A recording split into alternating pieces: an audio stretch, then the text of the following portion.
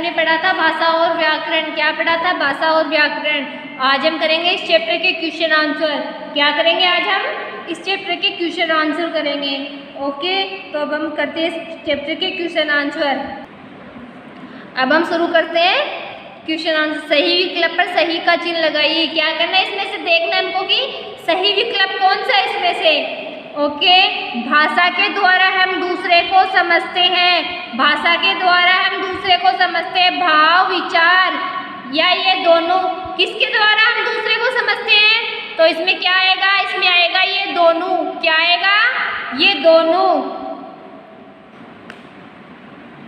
भाषा के क्षेत्रीय रूप को कहते हैं। भाषा के क्षेत्रीय रूप को कहते हैं। भाषा के क्षेत्रीय रूप को क्या कहते हैं? उपभाषा, बोली या ये दोनों, क्या कहते हैं? तो इसमें आएगा ये दोनों। क्या आएगा? ये दोनों। भाषा के क्षेत्रीय रूप को उपभाषा भी कहते हैं और बोली भी कहते हैं। ओके, तीसरा क्वेश्चन है शब्द विचार के अंतर्गत अध्ययन किया जाता है। शब्द विचार के अंतर्गत अध्ययन किया जाता है वर्णों का, शब्दों का या वाक्यों का। शब्द विचार के अंदर, शब्द विचार के अंदर शब्दों का किसका अध्ययन किया जाता है? शब्दों का अध्ययन किया जाता है। तो इसमें क्या आएगा? शब्दों का। शब्द विचार के अंतर्गत किसका अध्ययन किया जाता है? शब्दों का अध्ययन किया जाता है। ओके, तो पहला क्वेश्चन हमने किया है भाषा के द्वारा हम दूसरे को समझते हैं। भाव विचार से भाषा के क्षेत्रीय रूप को उपभाषा या बोली कहते हैं। शब्द विचार के अंतर्गत अध्ययन किया जाता है शब्दों का। किसका अध्ययन किया जाता है? शब्दों का अध्ययन किया जाता है। सेकंड क्वेश्चन है रिक्त स्थान भरिए। हमको इसमें क्या करना है? रिक्त स्थान भरने हैं। ओके, तो अब हम करते हैं सेकंड क्वेश्चन। रिक्त स्थान भरिए। हमारी राजभाषा है। हमारी राजभाषा कौन सी है? तो इसमें आएगा हिंदी। हिंदी हमारी राजभाषा है, तो इसमें आएगा हिंदी। हिंदी हमारी राजभाषा है। ओके, दूसरा क्वेश्चन क्या है? किसी भाषा के ध्वनि चिन्हों को लिखने की विधि को, किसी भाषा के ध्वनि चिन्हों को लिखने की विधि को क्या कहते हैं? किसी भाषा के ध्वनि चिन्हों को लिखने की विधि को लिपि कहते हैं। क्या कहते हैं? लिपि। तो इसमें क्या आएगा? इसमें आएगा लिपि। तो ये क्या हो गया? किसी भाषा के ध्वनि चिन्हों को लिखने की विधि को लिपि कहते हैं। ओके, अब देखते हैं हम तीसरा।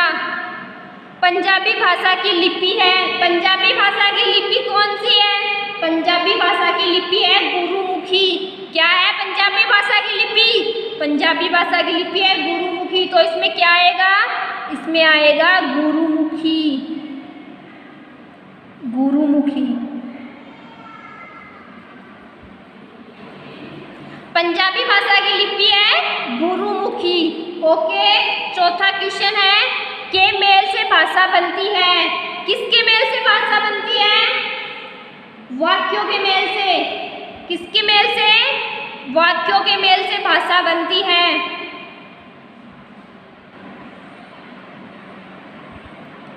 किसके मेल से बनती है? वाक्यों के मेल से। ओके, वर्ण से क्या बनते हैं? वर्ण से शब्द बनते हैं और शब्द से क्या बनते हैं? शब्द से वाक्य बनते हैं और वाक्यों से क्या बनती है? वाक्यों से भाषा बनती है। तो वाक्यों के मेल से भाषा बनती है।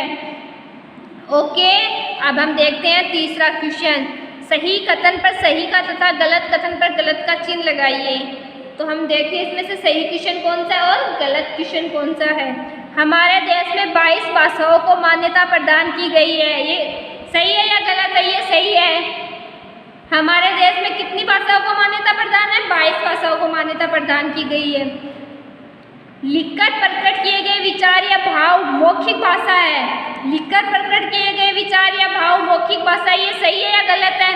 ये गलत है। लिखकर प्रकट किए गए विचार या भाव लिखित भाषा है। मौखिक भाषा बोलकर प्रकट किए गए विचार या भाव है। तो ये क्या होगा? ये गलत होगा। उर्दू तथा अरबी भाषाओं की लिपि देवनागरी है। उर्दू तथा अरबी भाषाओं की लिपि देवनागरी है।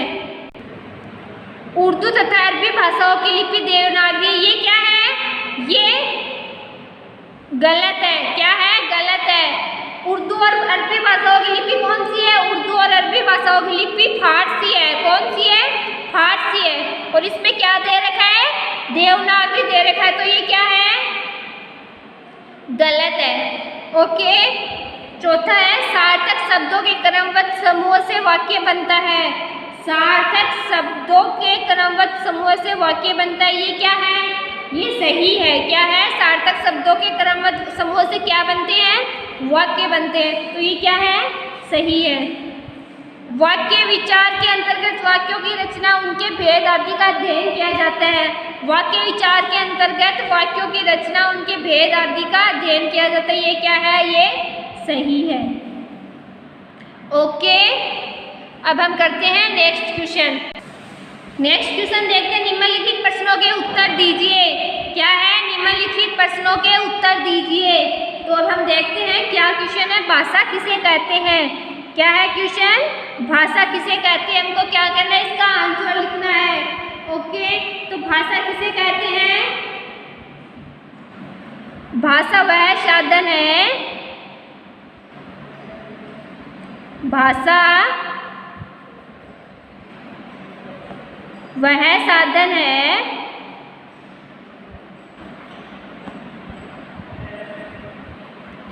भाषा वह साधन है जिसके द्वारा हम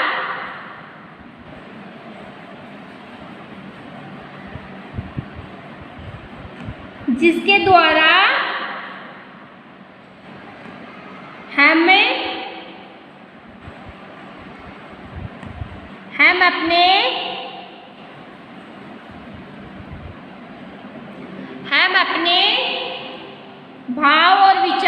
भाव और विचार लिखकर या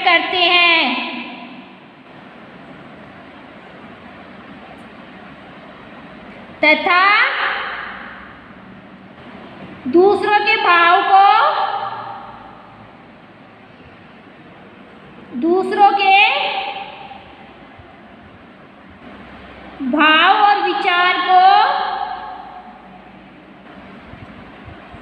के भाव और विचार को स्वयं समझते हैं।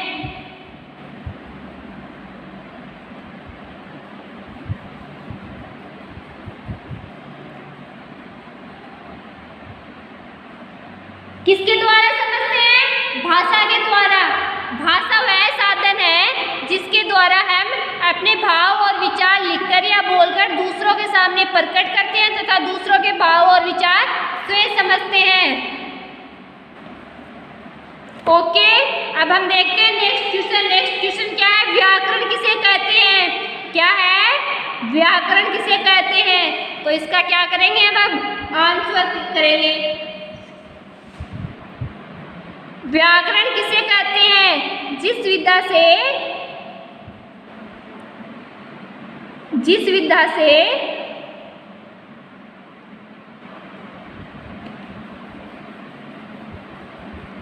हमें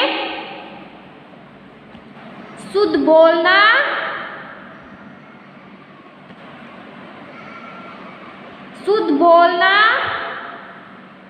लिखना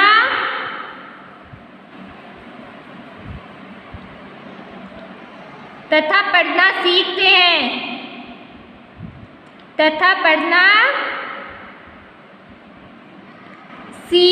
हैं। उसको क्या कहते हैं? व्याकरण कहते हैं। व्याकरण है किसे कहते हैं? जिस विधा से हम शुद्ध बोलना, लिखना तथा पढ़ना सीखते हैं उसे क्या कहते हैं? उसे व्याकरण कहते हैं। ओके, तो ये क्या हो गया? हमारे क्वेश्चन आंसर हो गए। अब आपको क्या करना है? ये क्वेश्चन आंसर आपको अपनी नोटबुक के अंदर अच्छे से राइट करने हैं। क्या करना है? अच्छे से राइट करना है, फिर इनको अच्छे से पढ़ना है। ओके, फिर इनको क्या करना है? लर्न करना है। ओके बच्चों, तो ये आपको अपनी नोटबुक के अंदर राइट करना है। ओके ओके बच्चों, आज के लिए इतना ही काफ़ी है। कल हम पढ़ेंगे नया चैप्टर। ओके, थैंक यू बच्चों।